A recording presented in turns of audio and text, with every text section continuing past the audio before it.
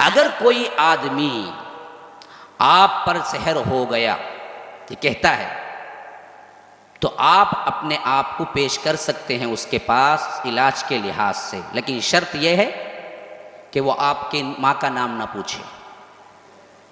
آپ کے کپڑے نہ پوچھے، آپ کا پسینہ نہ پوچھے،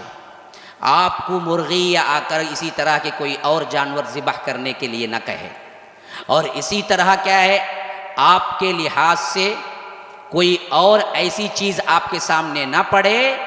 جو کہ منہ کے اندر منمنا رہا ہو اور آپ کو وہ سمجھ نہ آ رہی ہو کیا چیز پڑھ رہا ہے۔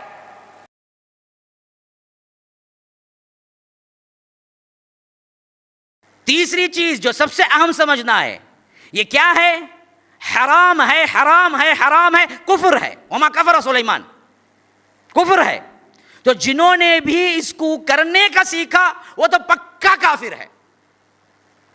کرنے کا نہیں سیکھا نہیں بلکہ کسی جادوگر سے جا کے کرواتا ہے، تو فرمایا کہ من اتا عرافا او کاہنا فصدق بما یقول، ہاں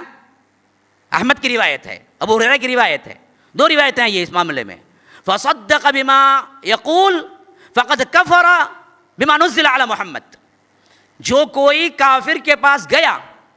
اور اس کی بات کو تصدیق کر دیا، کاہن کے پاس، جادوگر کے پاس، اور اس کی بات کو تصدیق بھی کر دیا، مان بھی لیا، تو اللہ کے رسول نے کہا کہ مجھ پر جو نازل ہوا اس سے اس نے کفر کیا، یعنی کافر بن گیا۔ جو کوئی گیا سنا ابھی عمل نہیں، تو فرمایا کہ لن تقبل لہ 40 یوما، لن تقبل لہ صلاۃ 40 یوما، اس کی 40 دن کی نماز قبول نہیں ہوگی جانے سے خالی۔ کسی مشائخ کے پاس، کسی عرافہ کے پاس، کسی کاہن کے پاس خالی جانے سے اس کی 40 دن کی نماز قبول نہیں ہوگی۔ تو آج ہماری بہنیں بیٹھی ہوئی ہیں، بیٹیاں بیٹھی ہوئی ہیں، مائیں بیٹھی ہوئی ہیں جو روز روز جاتی ہیں چکر، ہر دن عصر کے بعد ایک چکر جادوگر کا ہوتا ہے، کہاں جائیں گی؟ ہاں قدم رکھا تو 40 دن کی نماز نہیں، 40 دن کی نماز نہیں ہوتی، مان لیا تو کافرہ بنتی ہیں، کافر بن جاتا ہے۔ حرام ہے، کرنا تو حرام ہے، سیکھنا بھی حرام ہے یہ علم۔ بعض لوگ بولتے ہیں کہ تو کر کو بتاؤ نا، کیسے جی کر کو بتائیں گے؟ حرام علم نا، تمہارے واسطے ہمیں حرام کری کریں گے۔ بعض لوگ جو نہیں مانتے وہ بولتے کہ کر کو بتانا، کیسے کر سکتے ہیں جی،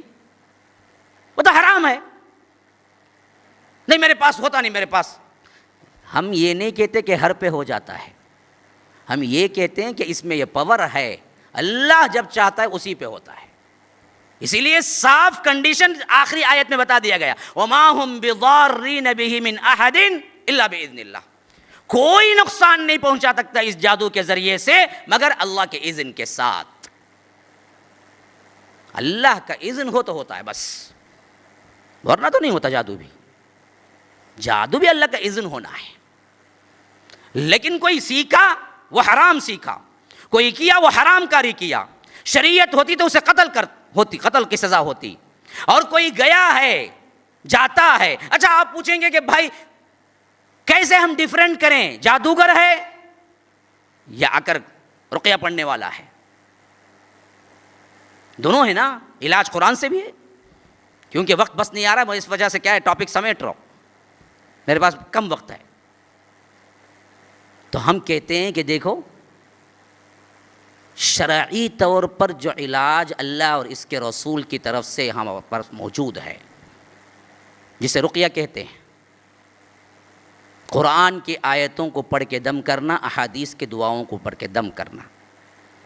اگر کوئی آدمی آپ پر سحر ہو گیا یہ کہتا ہے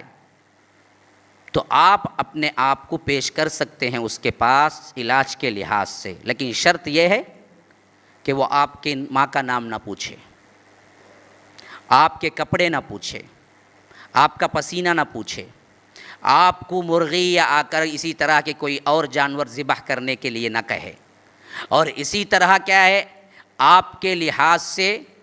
کوئی اور ایسی چیز آپ کے سامنے نہ پڑے جو کہ منہ کے اندر منمنا رہا ہو اور آپ کو وہ سمجھ نہ آ رہی ہو کیا چیز پڑھ رہا ہے۔ ان شرائط کے ساتھ اگر واضح طور پر کوئی آیت الکرسی دم پڑھ رہا ہے، کوئی واضح طور پر اذہب البأس رب الناس پڑھ رہا ہے، کوئی واضح طور پر کیا ہے بسم اللہ ارقیق پڑھ رہا ہے، تو یہ بالکل صحیح دعائیں ہیں جو پڑھ کے دم بھی کر سکتے ہیں، خود بھی پڑھ کے کیا ہیں اپنے اوپر دم بھی کرا سکتے ہیں۔ اللہ کے رسول صلی اللہ علیہ وسلم سے ثابت ہے کہ اللہ کے رسول خود پڑھا کرتے تھے، جبرائیل دم کیا کرتے تھے۔ اللہ کے رسول جب بیمار پڑے تو جبرائیل آتے تھے، جبرائیل دم کرتے تھے۔ اما عائشہ کہتی ہیں کہ کبھی کبھی اللہ کے رسول خود مجھے کہتے تھے کہ پڑھو، اور میں پڑھتی تھی، میرے ہاتھوں سے مبارک ہاتھ اللہ کے رسول صلی اللہ علیہ وسلم کے ہیں، اس واسطے میں دم اللہ کے رسول کے ہاتھوں پہ کرتی تھی، اور اللہ کے رسول کے ہاتھوں ہی سے اللہ کے رسول صلی اللہ علیہ وسلم کے بدن پہ پھیرتی تھی، میں پھیرنے کے بجائے، کیونکہ میرے ہاتھوں سے زیادہ اللہ کے رسول صلی اللہ علیہ وسلم کے ہاتھ مبارک ہے۔ تو پڑھنا جس کا واضح الفاظ آپ کو معلوم ہو، قرآن ہے، حدیث کی دعائیں ہیں، اس کے علاوہ کوئی اور چیز ہے جس کے لیے وہ کر رہا ہے یا کرنے کے لیے کہہ رہا ہے، تو یہ سب کے سب جادو کے اقسام ہیں، یا تو وہ جادو سے توڑ کر رہا ہے، یا نہیں تو کچھ ایسے چیزیں استعمال کر رہا ہے جو آپ کے لیے شریعت میں جائز نہیں ہے۔ ہاں، لیکن اس کا توڑ جادو کے اثر سے اگر کوئی کر رہا ہے تو یاد رکھو، نہ وہ فلاح پائے گا، نہ گمراہی سے بچ سکے گا، گناہ سے بچ سکے گا۔ ہاں، یہ اور بات ہے کہ کسی کو 10 سال سے 20 سال سے رقیہ کر رہا ہے، کہہ رہا ہے کہ میں قرآن کی جتنی صورتیں جتنی آیتیں میں پڑھ رہا ہوں لیکن میرے اوپر اثر ہے، تو ہم ایک ہی بات کہیں گے کہ صبر کرو، اللہ تبارک و تعالیٰ اس کا اجر رکھا ہوا ہے، اس کے علاوہ کوئی چیز نہیں تمہارے پاس، کیونکہ اللہ نے تقدیریں بنا دی کہ کون کس سے، حتیٰ کہ بعض لوگ ہیں جو 25-30 سال اثر میں رہتے ہیں اور اسی میں مر بھی جاتے ہیں، اللہ کی طرف سے وہی تقدیر تھی تمہاری، اس کے علاوہ ہم کچھ نہیں کہہ سکتے، اس پہ صبر کرنا ہے۔ جیسا کہ ایک صحابیہ آئی، ایک اماں آئی تھی اللہ کے رسول صلی اللہ علیہ وسلم کے دور مبارک میں، کہا کہ مجھ پر کچھ اثر ہوتا ہے،